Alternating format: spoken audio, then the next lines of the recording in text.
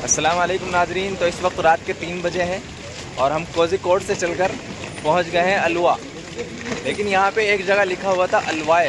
तो अलवाए अपने यहाँ जैसे बोलते हैं ना ताज़ी सब्ज़ी लेकर आना, तो बोलते हैं जैसे फला चीज़ फला चीज़ अलवाए लेकर आना, जैसे शलजम को बोलते हैं शलजम अलवाए लेकर आना, तो इसको अलवाए भी बोल सकते हैं।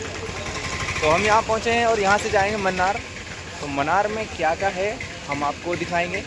फिलहाल जा रहे हैं, बहुत ज़्यादा थके हुए हैं क्योंकि नींद नहीं मिली पिछली 2 रातों से। अल्हम्दुलिल्लाह।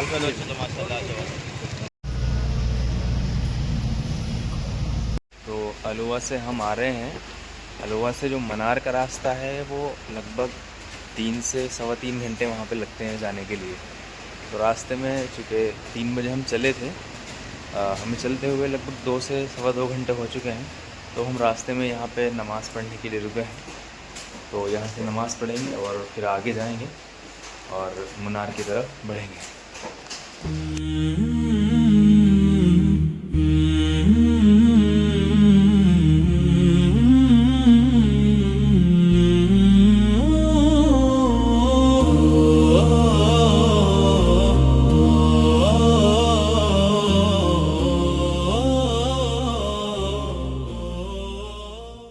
फाइनली हम आ गए हैं ऊपर और ऊपर का नज़ारा बहुत ही खूबसूरत है, कूलनेस है। और केरला जो अब तक घूमे हैं वहाँ के वेदर के मुकाबले में यहाँ का जो वेदर है वो बहुत ठंडा है। और जब आप ऊपर की तरफ आते हैं तो फ़िलहाल यहाँ का जो टेम्परेचर है वो एकदम बहुत कम है, यानी कि 19 हो रहा है। 19 का मतलब है कि यूपी के अंदर बहुत सर्दी होती है तो उस वक्त में 19 पहुँचता है। तो यहाँ पे आप समझ सकते हैं कि 19 टेम्परेचर होने का मतलब है कि बहुत ज़्यादा ठंडी लग रही है, और ठंडी है वाकई। तो आप ये नज़ारा देखें मेरे पीछे, क्या खूबसूरत नज़ारा है। और मैं आपको अपने सामने का दिखाता हूँ। तो अब तक आपने ड्रोन वीडियोस में बहुत देखा होगा ये कि यहाँ से कारें गुजर रही हैं और ये सामने का इधर का नज़ारा है दोनों तरफ का। तो ये वही बिल्कुल करीब का नज़ारा है। ड्रोन्स वीडियो में बहुत देखा आपने, ये करीब से देखिए आप। ये चाय पत्ती की खेती है जो यहाँ पे होती है, और ये हमारे कौम मिल्लत के अफराद हैं, ये घूम रहे हैं, साथ में आए हुए हैं। ओह ज़बरदस्त, क्या कूलनेस है। मेरे को तो सुबह सुबह बहुत सर्दी लग रही थी यहाँ आते हुए, और अभी भी मतलब हल्की हल्की लग रही है। बीच में बार बार गर्म पानी लेना पड़ रहा है, और तबीयत भी बहुत ज़्यादा एकदम ख़राब सी हो गई यहाँ आते आते।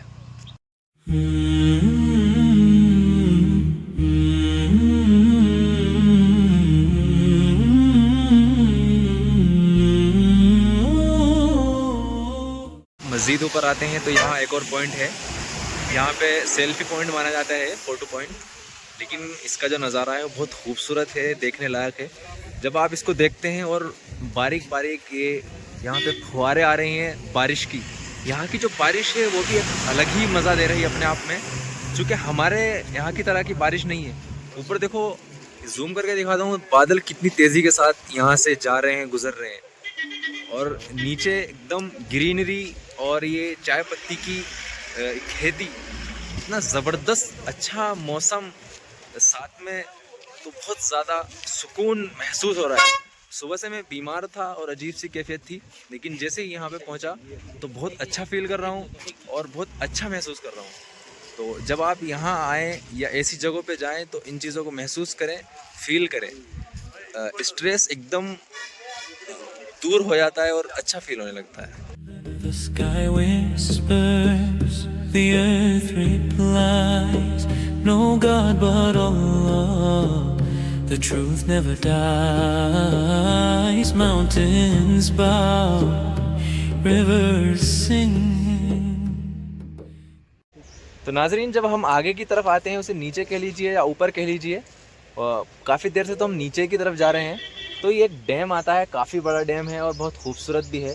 तो यहाँ का पानी भी बड़ा साफ़ और शफाफ है, इसको बोलते हैं मधुपेटी डैम। तो अभी जिनसे हमारी बात हुई तो उन्होंने बताया कि यहाँ का बहुत बड़ा डैम माना जाता है, और जब पानी बढ़ जाता है तो कभी कभी इसको खोल भी दिया जाता है। तो ये पानी एक गेट, अभी यहाँ पे एक गेट खुला हुआ है, उस तरफ जाने की इजाज़त नहीं है। डैम के एकदम बराबर में थोड़ा सा अंदर चल के यहाँ आ गई है थोड़ी सी मार्केट।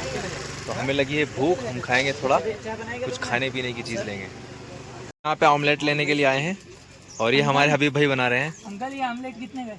20। हबीब अंकल ये 20 रुपये का है। ये यहाँ चचा के हेल्पर है, अच्छा चचा से काम सीखना है। ये हमारे हबीब भाई है, हमारे साथ में ही है। पानी उड़ा दो। तो ये खुद से बना के हमें खिलाने वाले हैं, तो बहुत मज़ा आने वाला है। हबीब भाई ने जो ऑमलेट बनाई है फ्राई, तो ये इतना पसंद आ गया कि सब लोग इधर ही आ गए खाने के लिए। मतलब वहाँ तक चर्चे हैं इनके, सब लोग 1 बाय 1 करके आ रहे हैं कि हमें भी खिलाओ, हमें भी अपने हाथ से बना के खिलाओ। हबीब भाई लगे हुए हैं माशाल्लाह से। हबीब भाई ने जो ऑमलेट बनाई है हाफ फ्राई, बहुत शानदार बनाई है। भाई इसमें एक चीज़ की कमी है, वो है नमक, वो हमने खुद से ले लिया। और ये है बोटिंग, और बोटिंग करने के लिए ऑलरेडी हमारे असातिज़ा इकराम मुफ्ती अबू बकर साहब और मुफ्ती अकरम कासमी साहब दोनों हज़रात जा चुके हैं, और 2 हमारे साथी भी हैं। ये जो लोग खुशी खुशी बोटिंग चलाने के लिए गए हैं, मुझे पूरी उम्मीद है कि जब गए थे तो सर्दी लग रही थी इनको, वहाँ से पसीने में तर आएंगे, क्योंकि पैरों की जो मेहनत होती है वो इंसान को सबसे ज़्यादा पसीना पसीना कर देती है। हमने आपको पहले भी बताया था कि जब बोटिंग करने जाते हैं तो हालत बहुत ज़्यादा ख़राब हो जाती है, खासकर जब पैरों वाली करते हैं। तो सेम इन दोनों के साथ यही हुआ, और ये फरहान भाई ये इनको बचा के लाए हैं रेस्क्यू टीम के तौर पे। पकड़ के लेकर आया हूं भाई। जी जी जी। और ये जो डैम है, मैं बता रहा था कि इस पे जाने की इजाज़त नहीं, तो हम चूँकि बिल्कुल एकदम सुबह के वक्त में आए थे, तो उस टाइम पे शायद इजाज़त नहीं थी, लेकिन इस वक्त पब्लिकली खुल चुका है और यहाँ पे जाने की इजाज़त भी है। तो मैं आपको दिखाता हूँ, इसका एक बांध खुला हुआ है, कितनी ज़ोर और शोर से वो बह रहा है। वाह,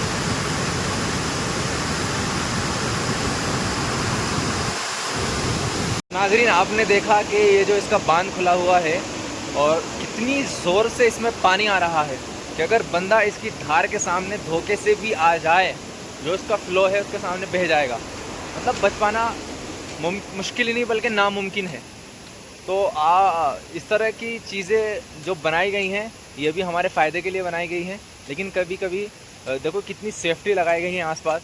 उसकी वजह यही है कि ताकि बंदा कोई करीब भी ना जाए और किसी अनजाने में किसी नुकसान का शिकार ना हो जाए।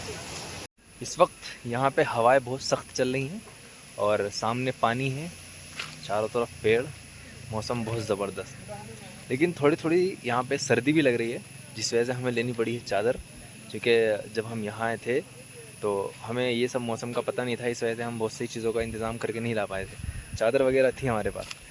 तो आइए हम आपको दिखाते हैं, ये इस पॉइंट का नाम है इको पॉइंट। तो यहाँ जो झील है वो बहुत खूबसूरत झील है, आपको दिखाता हूँ। तो ये सामने झील है और उसके एकदम अक़ब में पहाड़ हैं और उसके जस्ट सामने बड़े खूबसूरत पेड़ हैं, और इधर कितना शानदार नज़ारा है, मैं जूम करके दिखाता हूँ। ये एकदम पहाड़ों पे रखे हुए बादल, एकदम अजीब समा है। इनको देखकर जो एक सुकून मिलता है, जो राहत महसूस होती है, वो एक अलग ही लेवल की है। हवा इतनी सख्त है कि आप सामने वाले खड़े साथी को देख सकते हैं कि उनके कपड़े भी कितने उड़ रहे हैं। तो ये हवा बहुत तेज़ है, और जब हवा चलती है तो पानी में जब हवा लगती है तो पानी जो हल्का हल्का हरकत करता है वो कितना खूबसूरत लगता है, लहलहाता हुआ पानी, तो बहुत अच्छा लगता है। और ये हमारे फरहान भाई है, फिशिंग करना चाहते हैं, ये फिशिंग कर रहे हैं, इनको ये जगह मिल गई है फिशिंग करने के लिए। इनके अंदर बहुत सारे गुण हैं, उनमें से एक ये भी है कि फिशिंग करना भी जानते हैं। अब मन्नार में सबसे लास्ट पॉइंट है कुंडाला डैम, तो हम वहाँ आ गए हैं। वो उसके मुकाबले में छोटा है जो इससे पहले दिखाया था आपको, लेकिन फिर भी काफ़ी खूबसूरत और अच्छा बना हुआ है, तो वो हम आपको दिखाते हैं। तो ये है कुंडाला डैम, अगर आप ध्यान से देख पा रहे हों तो एक यहाँ पे एक चिड़िया नहा रही है, ये देखो, ये देखो, बहुत खूबसूरत लग रही है।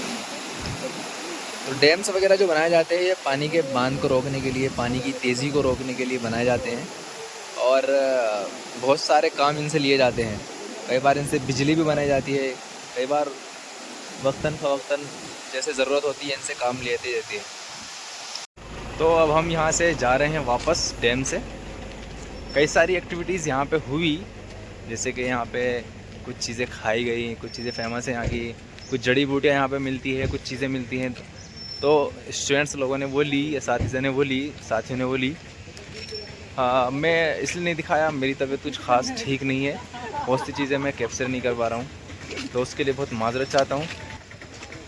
और आपको हमारा वीडियो कैसा लगा इसके बारे में आप अपनी राय के साथ कमेंट सेक्शन में करें, और हमारे वीडियो को लाइक, चैनल को सब्सक्राइब करें, हमारे साथ बने रहिए। मिलते हैं नेक्स्ट वीडियो में, तब तक के लिए अपना ख्याल रखिएगा। अस्सलाम वालेकुम। There is no God but Allah, we proclaim Muhammad's messenger, a shining